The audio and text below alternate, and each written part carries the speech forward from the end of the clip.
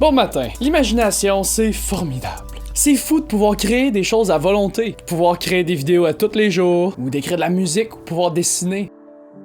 Je trouve ça formidable de pouvoir imaginer des solutions à des problèmes, ou de pouvoir créer des problèmes là où il y en a pas. Sans imagination, le monde serait pas mal différent. On serait pas 7,4 milliards, on n'aurait pas de maison, on n'aurait pas d'auto, on n'aurait pas de bar de danseuses, parce que les danseuses danseraient pas, pis ta bière serait probablement juste de l'eau. Il y a plusieurs personnes qui disent que de pouvoir créer à volonté, c'est un don. Il y en a qui peuvent le faire, pis il y en a d'autres qui peuvent pas. Mais c'est faux. L'imagination, la créativité, ça s'apprend. Tout le monde peut l'apprendre. Sérieusement, je trouve ça triste que ça soit pas enseigné à l'école. Parce que quelqu'un qui arrive pas à créer est inutile. Ok, pas maintenant là, mais bientôt. Dans quelques années, tous les jobs qui nécessitent pas d'imagination vont arrêter d'exister. Les commis, les caissiers, les éboueurs, les cuisiniers. Les cuisiniers de fast-food, là, les cuisiniers de restaurants cheap. Parce que ouais, il y a des cuisiniers qui sont artistes. Mais si ta job nécessite aucune imagination, tu vas la perdre. Mais même sans ça, je trouve ça terrible, quelqu'un sans imagination. C'est une vie vide de sens. Oui.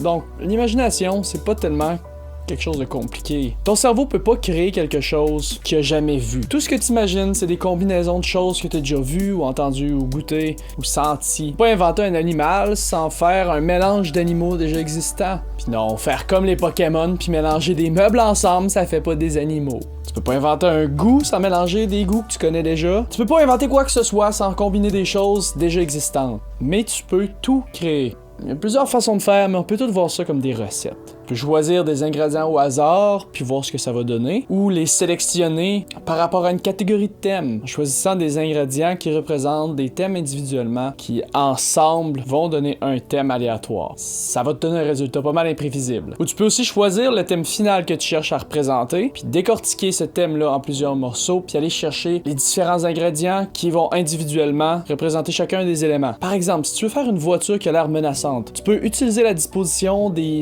yeux d'un aigle pour choisir où tu vas placer tes phares à l'avant. Tu peux désigner le son du moteur, le grondement que ça va donner, en te fiant au grognement d'un tigre. Anyway, évidemment, il y a une infinité de façons différentes d'être créatif, une infinité de techniques différentes, mais ça, c'est la base. Combine des choses que tu connais, tu vas créer quelque chose de nouveau, puis en passant, ça se pratique aussi. Plus tu vas passer de temps à créer, plus ça va devenir naturel pour toi de créer.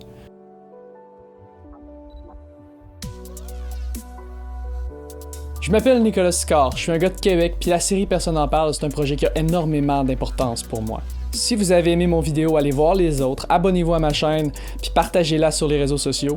Si vous n'êtes pas d'accord avec ce que j'ai dit, allez voir mon vidéo nommée Naïf. Puis si par la suite vous avez envie d'argumenter publiquement, laissez un commentaire pour expliquer ce que vous en pensez. Aidez-moi à faire connaître la série. Puis pensez à désactiver Adblock quand vous regardez mes vidéos. Je mets un nouveau vidéo en ligne à tous les jours. Abonnez-vous à ma chaîne pour les voir. Merci beaucoup d'écouter Personne n'en parle, puis à demain.